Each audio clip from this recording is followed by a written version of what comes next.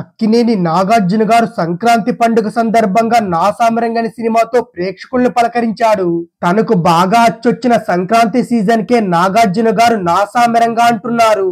మలయాళ remake చిత్రమైన పొరింజు మరియం జోసెరి సినిమాకు remake గా ఈ సినిమాను ప్రముఖ కొరియోగ్రాఫర్ అయిన విజయ్ బిన్ని దర్శకత్వం వహించాడు.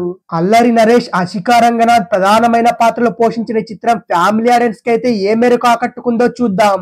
ఇక నా సామరంగ మూవీ కథ విషయం ఏంటో తెలుసుకుందాం. ఇక ఈ సినిమాలో అల్లరి నరేష్ అయితే తమ్ముడు లాంటి అంజీ క్యారెక్టర్ లో కనిపించాడు.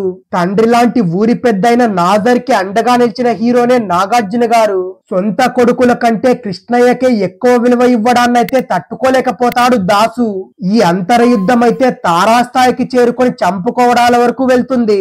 ఈ కథలో వరాలు అలియాస్ అశికా రంగనాథ్ పాత్ర ఏమిటనే తెలుసుకుందాం. తన ప్రత్యర్థులను కృష్ణయ్య ఎలా ఎదిరించాడు వంటి ప్రశ్నలకు సమాధానమే నా సామిరంగా.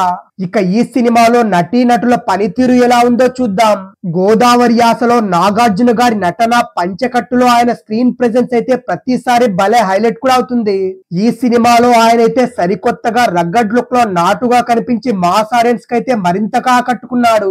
నిజానికి అశికా రంగనాథ్ ఈ చిత్రంలో నాగార్జున గారి పక్కనైతే సూట్ అవ్వలేదు, కానీ ఆమె హుందాగా వయసుకు మించిన పాత్రలో ఒదిగిపోయింది. ఆమె గ్లామర్ అయితే సినిమాకు ప్లస్ పాయింట్ అనే చెప్పాలి. ఇక అల్లరి నరేష్ అయితే మరోసారి తనదైన శైలిలో అలరించాడు. నవ్వించి ఏడిపించే ప్రయత్నం కూడా చేశాడు. ఇక రాజ్ తరుణ్ పాత్ర అయితే పెద్దగా ఎలివేట్ అయితే అవ్వలేదు. అలాగే రుక్సర్, అలాగే మీర్నా మీనన్ అయితే తమ పాత్రలకైతే న్యాయం చేశారు. తమిళ నటుడు షబ్బీర్ అయితే విలనిజం అయితే అద్భుతంగా పండించాడు. ముఖ్యంగా అతడి క్యారెక్టరైజేషన్ అయితే బాగా ఎలివేట్ చేసుకున్నారు. తెలుగులో పెద్ద విలన్ గా ఎదిగే అవకాశాలైతే బాగానే కనిపిస్తున్నాయి.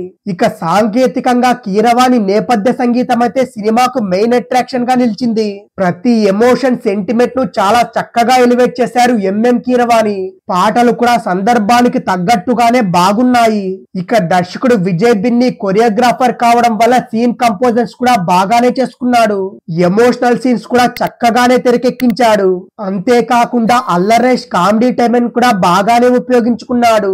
కథకుడిగా, దర్శకుడిగా మంచి మార్కులే సంపాదించుకున్నాడు విజయ్ బిన్ని.